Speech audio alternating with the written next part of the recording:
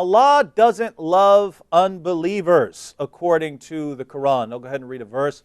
Surah 3, verse 32 of the Quran. We could say a lot more about all the people that Allah doesn't love in the Quran. But a very clear verse, chapter 3, verse 32 of the Quran. Say, obey Allah and the Apostle.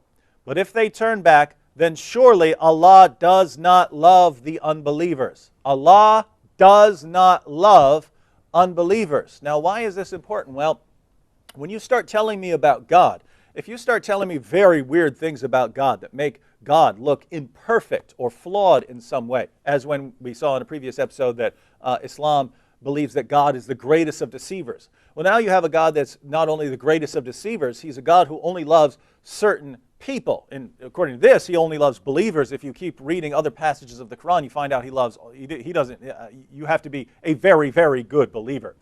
But Allah doesn't love unbelievers. Now, what's the problem here? Well, one, Muhammad claims to be in the tradition of Jesus, right? Jesus preached the same message, but Jesus commanded his followers to love their enemies.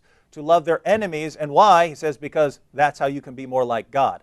God loves even our enemies. But according to Islam, Allah doesn't love unbelievers. So one, Muhammad is preaching a very different God from the one that Jesus presents, when that would be odd because Muhammad claims to be presenting the same God.